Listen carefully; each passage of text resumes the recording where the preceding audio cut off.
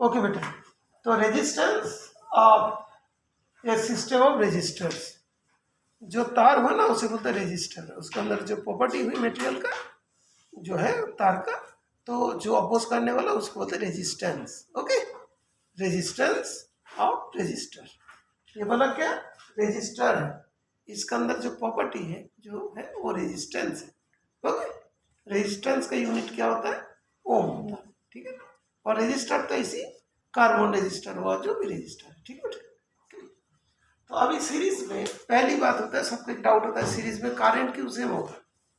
पहली बात होता है तो जितनी चार्ज इसमें आया उतनी ही चार्ज सबके थ्रू जाएगा, तो चार्ज अपॉन टाइम करंट, तो करंट तो सेम होगा। ठीक है, करंट सेम होगा तो वोल्टेज अलग अलग क्यों होगा, तो वोल्टेज जो है पोटेंशियल डिफरेंस का क्या डिफिनेशन है, it is the work done to move unit charge from one point to another point. यहाँ पे चार्ज कहाँ पे जा रहा है, ए से बी में ले जाने के लिए कुछ वर्क डन होगी, लेकिन बी से सी ले जाने के लिए अलग वर्क डन होगी, सी से डी ले जाने के लिए अलग वर्क डन होगी। तो इसको हमने इसका जो V1, इसका V2 और इसका V3, ये तो तीन चीज होगी। अभी ये तीनों पोटेंशियल ड्रॉप कहाँ से आया, इससे आया, दैट मीन्स तीनों चीज V के बराबर होगा। ओके, आई मतलब कि हमको इस जगह से इस पॉइंट से यहाँ तक जाने के लिए क्या होगा, V की जरूरत पड़ता है, बाई पार्ट ले जा रहा है तो V1 V2 V3 होगा। दैट मीन्स यहाँ पे क्या आएगा, V equals to V1 plus V2 plus V3।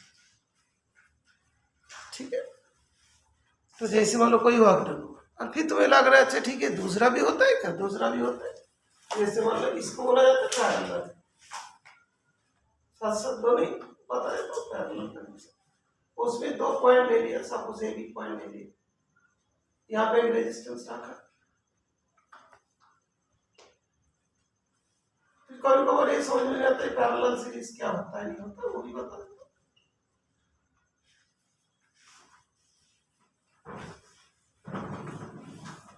ठीक है, अभी ये वाला R1, ये वाला R2, ये वाला R3,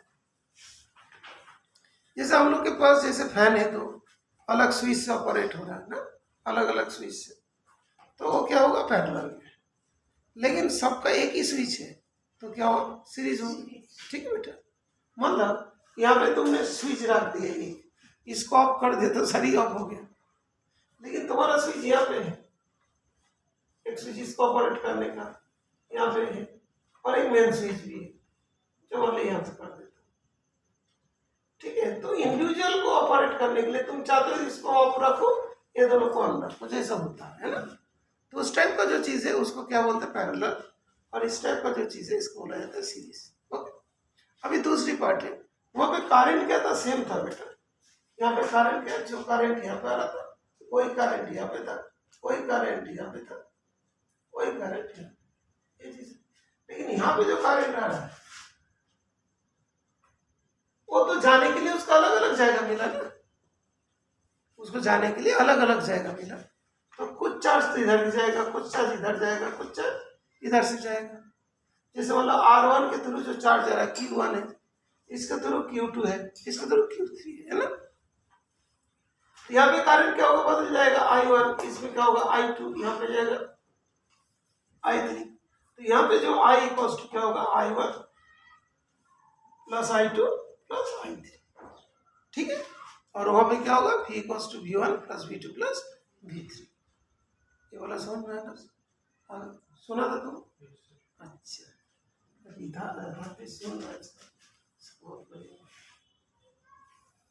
अभी potential difference between two points, point तो सेम है ना, ए और बी के बीच में है, तो इसका जो V होगा इसका भी V होगा, इसका भी V होगा, इसका भी V होगा, सबका भी होगा। ठीक है, तो हम लोग के पास ओम्स लॉ है, V इक्वल्स टू I लिख देता हूँ, यहाँ पे I R1 लिख देता हूँ, यहाँ पे I R2 लिख देता हूँ, यहाँ पे I R3 लिख देता हूँ। ये जो है इसका मतलब क्या हुआ, इसका मतलब ये है ये तीनों रेजिस्टेंस को हटा दिया, सब कुछ हटा के हमने एक रेजिस्टेंस डाल दिया, बैटरी इतना V वोल्ट का, तो क्या हुआ उस केस में स्विच भी वाला तो अच्छा ठीक है, स्विच में नॉर्मल बताता हूँ, तुम लोग तो अच्छे बच्चे स्विच में। ओके ठीक है, स्विच ऑन कर दिया, यहाँ पे थोड़ा तार कटा हुआ था, ज्वाइन कर दिया, करंट जारी है। तो यहाँ पे V वोल्ट देके I करंट बन रहा था, कितना रेजिस्टेंस रखे थे? 3। अब यहाँ पे V वोल्ट दिया, सिर्फ एक रेजिस्टेंस रखा और वो भी I करंट ही दे रहा है। दैट मीन्स क्या है, ये तीनों को जगह पे हमने R रख दिया, RS सीरीज वाले रख दिया, तो वो वही काम ही दे रहा है, वही काम कर रहा है। दैट मीन्स RS क्या होगा, equivalent to R1, R2, R3. तो RS will be the equivalent resistance of R1, R2 and R3 in series connection. तो I हो गया R1 plus R2 R3. Therefore R equals to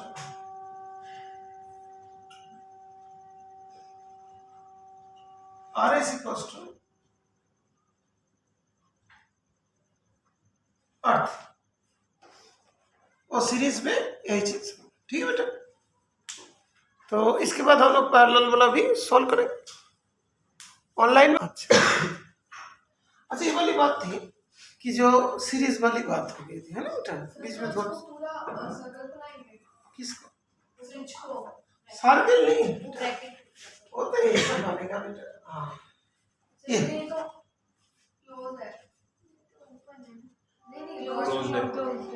dot लगा दिया मतलब switch on हो गया, close हो गया, तभी तो करंट जाएगा।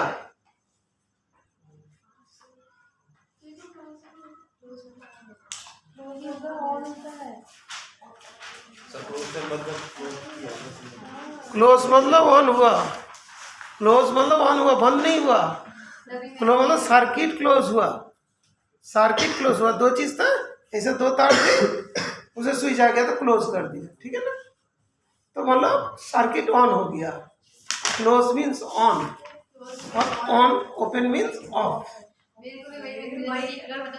अच्छा कॉन्फ्यूजन था, कोई बात नहीं, कॉन्फ्यूजन का तो कॉन्फ्यूजन फ्यूजन हो जाता है। ठीक है, कन्फ्यूजन खत्म हो गया। ठीक है, अच्छा अभी देखते हैं, अभी इसके पैरेलल की तरफ जाएंगे।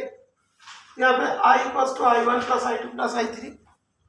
ठीक है ना, वो चीज समझ में आ गया। तो अभी V इक्वल्स टू IR था, IR जिसमें सब बोलते हैं वीर, है ना, ओम वीर, वो भी हम लोग ध्यान रखा था, ओम वीर, ओम श्लोक, ओम वीर, VIR वीर, सब तो जानते हो ना। तो I equals to V upon R। तो सारे इलेक्ट्रिसिटी में याद रखने का सारे ट्रिक्स बता दिया था बेटा, सारे भूल गए ना बेटा, याद है? अच्छा ठीक है, अच्छा अभी चेक करें, और एक दिन बता दूंगा बेटा। तो V upon R, V upon R1, V upon R2, V upon R3, तो V सब के तरफ काट गया, तो R 1 upon R1, 1 upon R2, 1 upon R3। तो ये जो रेजिस्टेंस है ये वाला, ये क्या हुआ, तीनों को हटा के एक रेजिस्टेंस कर दो तो वही काम करेगा। दैट मीन्स ये वाला होगा 1 upon RS equals to 1 upon R1 plus 1 upon R2 plus 1 upon R3, ऐसे रिलेटेड होगा। लेकिन RS का वैल्यू कितनी होगी, तो ऐसे करना पड़ेगा, R1 R2 R3, यहाँ पे R2 R3 आएगा, यहाँ पे तुम्हारा R1 R3 आएगा, यहाँ पे तुम्हारा R1 R2 आएगा और 1 अपॉन RS।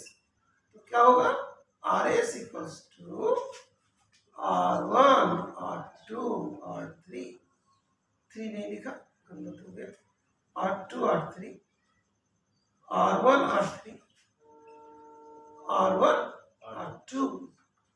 ठीक है,